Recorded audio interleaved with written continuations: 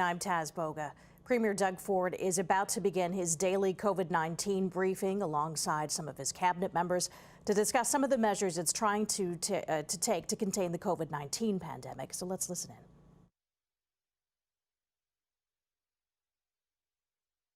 Pandemic hit, the new model and those new partnerships became all more important. In fact, we're already seeing the results from those early initiatives. The team at East Toronto Health Partners has created a COVID-19 response plan. They're working together to combat outbreaks in their community and coordinate support across long-term care homes, hospitals, family, doctor's offices, and home and community care partners. That means care providers are supporting each other with on-site infection prevention and control, PPE distribution, staffing support, and access to mobile care. Another great example is the All Nations Health Partners, the Ontario Health Team in Kenora, that has brought together municipal and First Nations partners. When COVID first hit, they quickly established isolation centers in First Nations communities to help protect the health and safety of local residents. They also worked together to set up 17 assessment teams to conduct testing in the community and stop the spread of the virus. And these are just two examples of what our all-new Ontario Health teams can do. We can, to keep that kind of success going. So today, I'm proud to announce we're investing to support 13 more Ontario Health teams across the province. This will bring the total number of Ontario Health teams to 42. That's 42 teams across the province, which will provide each and every patient from downtown Toronto to Rainy River with access to 24/7 care coordination and help them navigate our healthcare system. And when all of these teams are fully up and running, 86% of Ontarians will be covered by better and connected care. And we won't stop until every single person in Ontario has access to this new improved model of care. Before I pass it over to Minister Elliott for more details, I want to provide a quick update on the rapid test. We've received about 98,000 ID Now tests from Ottawa, and we're expecting another shipment soon. We have also received a number of pan-bio tests from Ottawa, and we continue deploying these tests as we speak. We're delivering them to areas with greatest needs, such as hotspots and long-term care homes. And we're also sending them to areas where testing turnaround times are a challenge, such as in the northern and remote communities. These rapid tests are game changers for our testing strategy. We will have further details to share very shortly. Thank you, and God bless the people of Ontario. Now I'll hand it over to Minister Elliott. Thank you, Premier, and good afternoon. Last year, long before any of us had heard of COVID-19, our government began an ambitious project to significantly improve the care Ontarians receive and end hallway health care. Among many other initiatives, this included the creation of Ontario Health Teams. And as the Premier announced, our government is providing $2.4 million to support 13 new Ontario Health Teams across the province.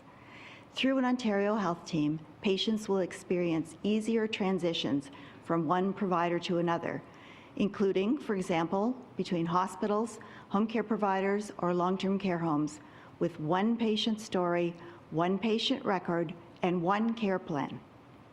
These stronger partnerships among hospitals, primary care, home and community care, and long-term care homes will create a connected healthcare system that focuses on the needs of patients and have helped better position the province to respond quickly and effectively to COVID-19.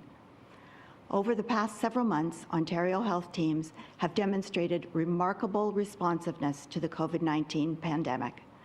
They've done so by simplifying the purchase of personal protective equipment, supporting staffing at long-term care homes and assessment centres, launching virtual urgent care initiatives, expanding remote patient monitoring programs to support COVID-19 patients and other vulnerable populations, and by breaking down long-standing barriers to better connected care, both in support of patients and our brave frontline heroes.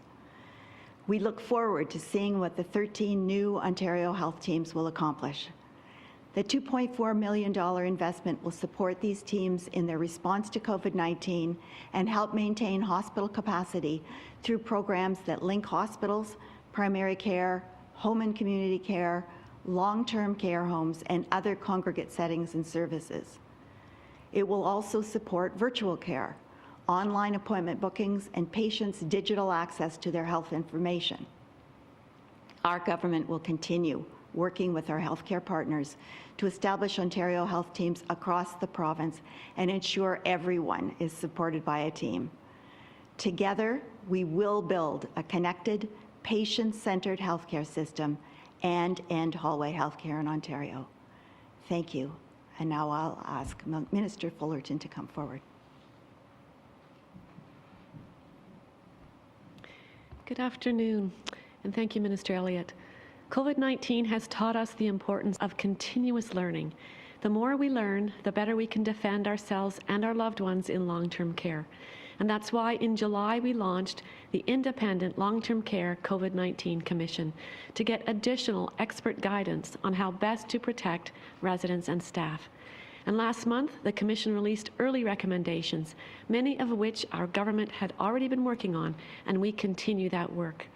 We are investing more than $500 million in additional supports for long-term care during the second wave. And we're making sure homes have the staff and the personal protective equipment they need, and that they are prepared to take the infection prevention and control measures needed to manage and contain outbreaks. Today's announcement is in line with one of the Commission's early recommendations. Coordinating care through Ontario health teams tightens the line of defence around people who need care. It's an important approach that will contribute to the work we're doing to create a long-term care sector that provides our loved ones with the care they deserve. And to further protect residents and staff, we are also updating testing guidance in communities with greater transmission of COVID-19. Starting next week, in long-term care homes within public health unit regions identified as orange, red, or lockdown, staff and support workers who provide direct care will now need to be tested for COVID-19 every week. For homes in green and yellow communities, testing will continue every 2 weeks for staff, volunteers, caregivers, and visitors. By increasing testing at our long-term care homes, we will better protect vulnerable residents as well as the staff who are working so hard to keep them safe. Thank you. We'll go to the phone line for questions. Right before we go to the phone lines, and before I take questions, I just have to tell the folks out there, it's important that I address the situation with COVID-19. We continue seeing extremely troubling numbers in Peel, Toronto, and York region. And the virus is spreading at an alarming rate in these areas. And I can't stress this enough. The situation is extremely serious. Right now, we're staring down the barrel of another lockdown in these regions. Last week, I asked the Chief Medical Officer of Health to come back with his recommendations on what we need to do to flatten the curve on the second wave. We expect new measures to be discussed at Cabinet and announced in the coming days. Because, my friends, we need to hunker down, we need to stick together, and together we'll get through this. We'll go over to the phones for questions. First question, please. Your first question comes from Nicole Lampa with CTV News Kitchener. Please go ahead. Hi, Nicole. Hi, Premier. A staff member at a middle school in Waterloo has tested positive for COVID-19. The local public school board confirms they are investigating because they were notified by public health that the staff member was symptomatic, infectious, and waiting for results when they went into school for work yesterday. Now a number of other staff and 6 classrooms are self-isolating. What's your response to this? Well, yeah. What message do you have to people who still go to work if they have symptoms or waiting test results? And do you have any message for parents worried about this happening at their child's school? Well, no matter what school or what work environment, if you're showing symptoms and you're going into school, you're putting everyone in jeopardy. You're putting kids in jeopardy. You're putting other educators in jeopardy, and it's unacceptable. If you're showing symptoms, don't go to work. It's very, very simple. Do not go to work. Go get tested immediately, because the spread is just. Again, I always say it, it's like an Australian bushfire. It gets into a school or it gets in long-term care and it starts spreading. And we have to make sure that you get tested. Do not, I can't believe someone would do it still after just preaching up here nonstop. Do not go to work, do not go into schools, do not go to the hospital, do not go to long-term care. I'll pass it over to the Minister of Health for her comments as well. Well, I can only really reiterate what the Premier has just said. It's the most important thing that any of us can do is to follow the public health rules that we've been talking about since this pandemic began, about maintaining physical distancing, wearing a face covering if that's not possible or where it's mandatory, washing your hands frequently and thoroughly, and of course, staying home if you're not feeling well, because it does endanger you, but it endangers everyone that you're near, particularly when you're dealing with children in a school. So we ask people to please stay home if you're not feeling well, get tested, and don't go out until you receive the tests. If it's normal, that you may be all right, but if it's not, then you need, of course, to quarantine for the proper period of time for 2 weeks. Follow-up? The medical officer of health for the Guelph area issued a letter last night saying the spread of COVID is happening in people's homes, saying birthday parties, sleepovers, play dates, coffee dates, game nights, and dinner parties are spreading the virus. Are you willing to tell children and parents they shouldn't be having sleepovers and birthday parties or dinner parties as we head into the holiday season? And since your government, is your government looking into further tightening current social gathering restrictions for the orange, red, and lockdown zones? Great question, actually. I've been saying that over and over again. Do not have birthday parties, do not have sleepovers with having kids' friends over. It's dangerous, and it has to stop. As I said, we're looking at lockdown. If this continues in Peel and Toronto and York, I'm telling you, I keep saying it, I keep seeing the numbers climb. My job is to protect the health and safety of every single Ontarian. And if it means locking down and we get a report back from public health, the chief medical officer, that's what we're doing. We have to stop this. The hospitals around, especially around Brampton and Northern Etobicoke and other areas within Toronto, they're hitting capacity. So we need to be responsible. The health experts in this province, the government can throw everything we have at it, which we have. But if people aren't listening, like the people, as I said yesterday, who in their right mind would hold a party for 100 people in public storage? Like who would do that? And then they go out and they start spreading it right across the board. So it's frustrating to say the least. Next question. Your next question comes from Lorenda Redikoff with CBC News. Please go ahead. Hi, Lorenda. Hi, Premier. You mentioned the situation with hospitals and how close they are getting to that critical threshold.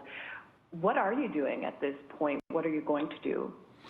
Well, we're going to get advice off the Chief Medical Officer. We're going to bring that advice to Cabinet, and we'll have an announcement on Friday where we're going here. But again, I've I mentioned it before, I won't hesitate to lock things down to protect the health and safety of every person in this province. Without the health and safety, we don't have an economy. It's as simple as that. We'll take a more targeted approach in the hot spots, and I'm not recommending by any means across the province, but I'll give you an example. Ottawa, you folks are champions out there. You know, you saw you were in a problem there, and you reacted. Now, if anything, you're going the other way compared to other regions, and a lot of people contact this no fault of their own. Let's be honest, there's no fault of their own. And then there's other people that go out to these parties, go out to the big celebrations, having 4th of July fireworks last Saturday. It's unacceptable, and everyone thinks it's a big joke, and everything's fine. We'll see how fine it is, because I'm done with this. I'm done with people holding parties, having get-togethers, you know, and unfortunately, everyone in those regions have to hunker down. They end up paying the price because careless people out there holding these parties. It's not going to be tolerated. We got to protect the health and safety of people. Follow up. CBC spoke with Dr. Anthony Fauci, who talked about the situation in Canada now, saying we had been doing well, now we're getting into a lot of trouble with community spread. And he suggested widespread testing among asymptomatic people. Is that something you're looking at going back to doing? Well, right now we have the capacity of 50,000 tests a day. We're still leading the country, bar none. All provinces combined still are not matching our testing that we're doing, and we're going to continue doing testing. Long-term care, I've asked the Chief Medical Officer to come back. It's critical we stop the leak. You know, again, 100% testing. 100% testing for every staff member, every single visitor that goes in there. No excuses anymore. It's not coming in through the ceilings, not coming in through the walls. It's coming in through the people visiting and the health workers. And by the way, this is not a knock against health workers. They're heroes. Without them, we wouldn't even have a system. So again, I want to thank them.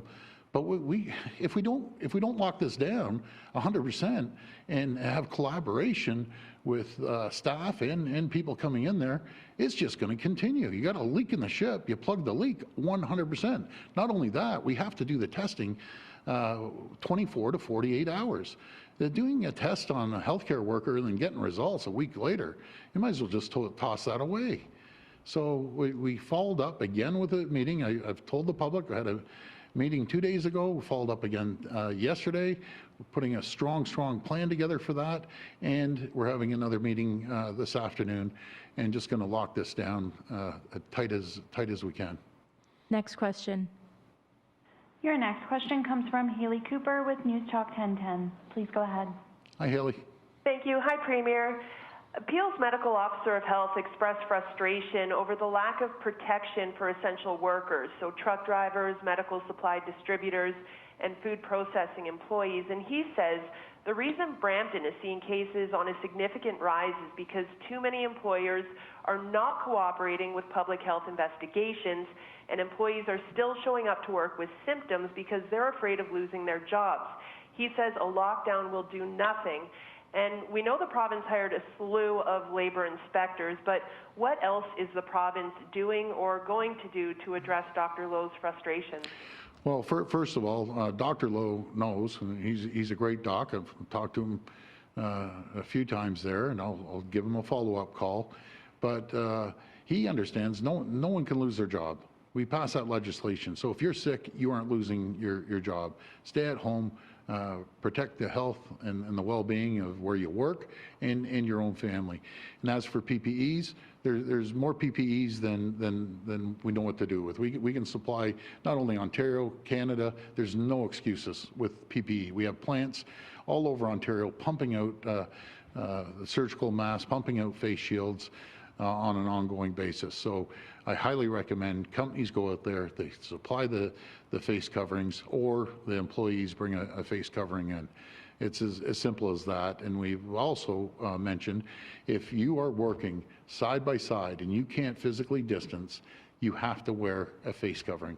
And if your company is saying you don't have to and you're working 6 feet, within 6 feet, then that's dangerous, and we'll have inspectors. We've had over 25,000 in inspections so far. We're going to continue ramping that up in the hotspots of Peel and Toronto and York region.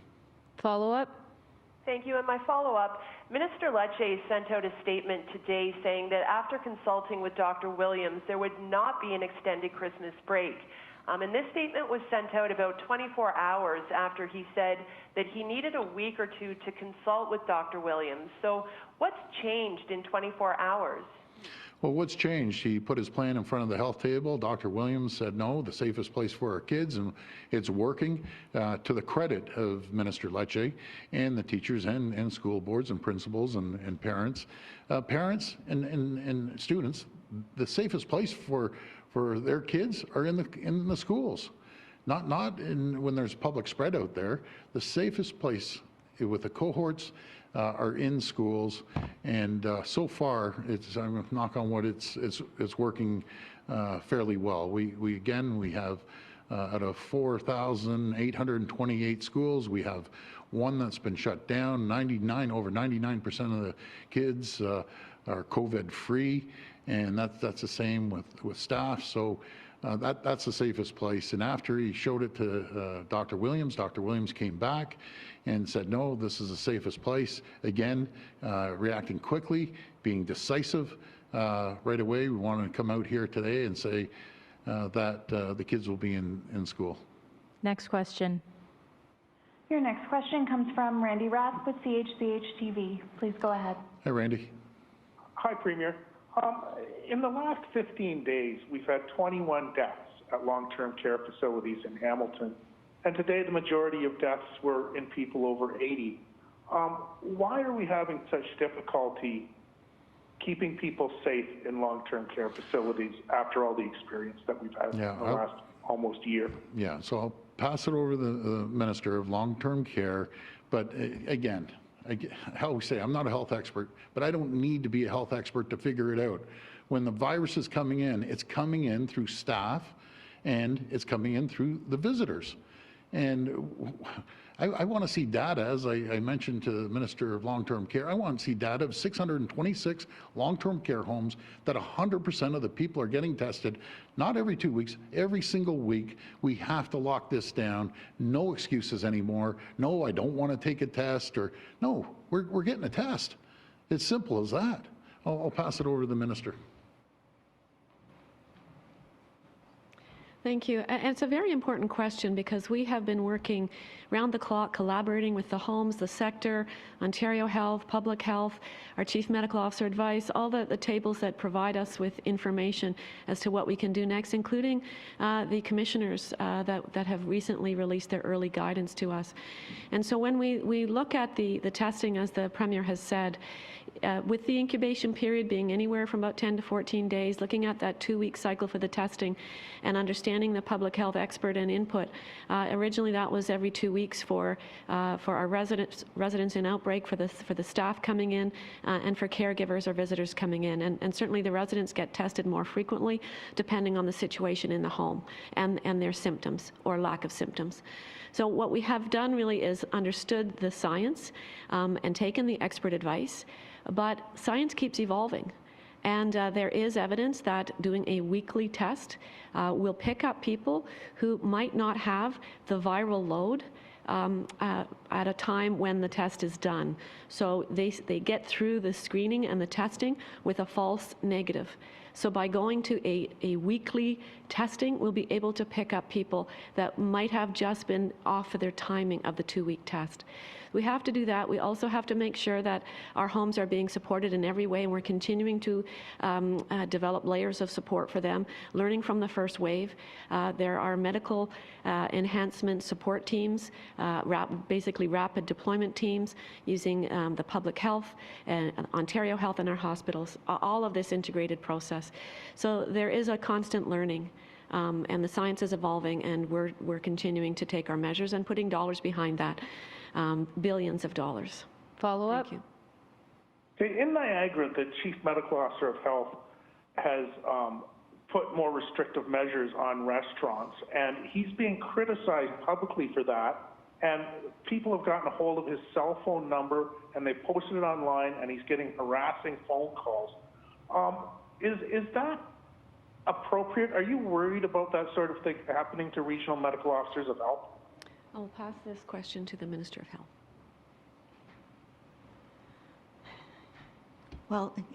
He's doing his job, and we're very grateful to the Chief Medical Officer of Health, Dr. Williams, and all of the local medical officers of health and all of the 34 public health region across the province. He's doing his job. He's trying to protect the people in his area. Of course, the local medical officers of health can put in Section 22 orders, which will have more stringent provisions than what the province might dictate, because they know the local conditions best. And I really hope that people will take these measures very seriously, not harass the medical officer of health, but follow his direction, because he's only trying to keep people safe and try and bend the curve downwards. So all I can ask is for people to please be patient, please follow the rules, and we will get there together. But we can't do it without everybody playing their part. And I know often people will say it doesn't really matter if we have this gathering or this dinner party, it's not going to affect things. But it does. That can start a spread of COVID-19, which then expands exponentially, and then we get into a situation where we have to contemplate lockdowns. So please follow the directions of both the provincial chief medical officer of health and your local medical officer of health as well.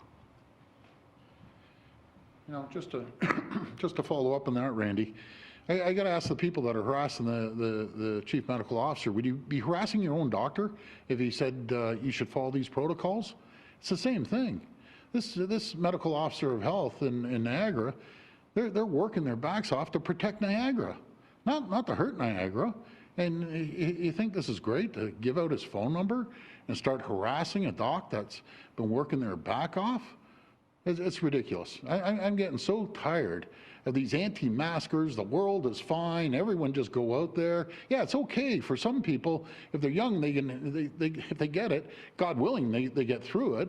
Again, how about their parents? How about their grandparents? How about and my prayers and thoughts and go out to the teacher that lost her life over COVID? You know, how about other people? Guys, get it together, because we're at a critical stage. And I'm at my brink to say enough. So be prepared on Friday, then you can look at each other and say, why are we in this position? It's frustrating. We have to start listening. No more parties, no more nothing. Or this is going to be at 6,000 cases a day, as we saw the trend. I just can't stress this anymore. Last question, please. Your final question comes from Rob Ferguson with the Toronto Star. Please go ahead. Hi, Premier. Hi, Rob. To delve a little bit deeper into the statistics today, I noticed in the last 7 days, deaths are up 50% from the previous 7 days. You know, until a couple of weeks ago, we were down in the single digits in daily deaths most days, and now we're at, we've been in the 20s, and today we topped 30. Have you waited too long to take some more measures? No, not at all. You know, Rob, we're doing everything in our power. You know, I listened to all the docs, and endless docs. We got off the phone with OHJ today, and I want to thank them for the great job they're doing, the Ontario Hospital Association. Everyone is just sending in information, rapid fire. We listened to our chief medical officer, and with those 32 deaths, it's terrible. We're seeing the mortality rates go up. We had 26 in long-term care, and another 6 outside of long-term care, and we have to do something. And just stay tuned on Friday, because if you look at the cases, you look at Peel, 463, and this is before we get the results of last weekend, because it'll take 10 to 14 days to see the numbers of what happened last weekend. We're at 463 cases in Peel, and we're a little over 400 and some odd cases in Toronto. Peel is 1/5, I'm sorry, Brampton's 1/5, or Peel's 1/3 of Toronto. So guys, we gotta knuckle down. Simple as that. And I just see it out there. Some people are just throwing up their hands and saying, "Oh, if I get it, I get it." That doesn't cut it anymore. So we're just bear with me till Friday here. Follow up? Yeah, in light of all that, do you think it's time for more public health units to start listing the names of restaurants or businesses or whatever where they've had problems with cases? I know in Hamilton, for example, recently named a restaurant that was completely flouting the rules. So is it time to really go public with that kind of stuff? You know, I'm not into destroying people's livelihoods or restaurants, but in saying that, the real bad actors that just don't care, by all means, you know, the public media, local media, I should say, you want to put it out there if they're just being reckless, but be very, very careful, because there are restaurants, and I truly believe the vast majority are following the protocols, are listening to people, and you know, they're doing everything they can to protect their business and just stay afloat. I get it. So just a couple bad apples or you know, painting a broad brush across all restaurants is just not accurate. Vast majority of restaurants are following the protocols, and if you don't see the protocols in place, I wouldn't even go to that restaurant, because you're risking it. Thanks, everyone. Okay, thank you so much, everyone. Premier Doug Ford taking a very serious tone today, saying the rising COVID-19 case numbers in Toronto, Peel, and York is extremely dangerous, saying that, extremely serious, saying that hospitals in these areas are actually hitting and very close to hitting capacity. He also says we are staring down the barrel of another lockdown. Ford says new measures will be announced in the coming days, hinting that could be on Friday. In the meantime, though, he says we need to hunker down. When he was asked about the backlash that Niagara's Chief Medical Officer of Health is facing for introducing a new public health order that allows only members of the same household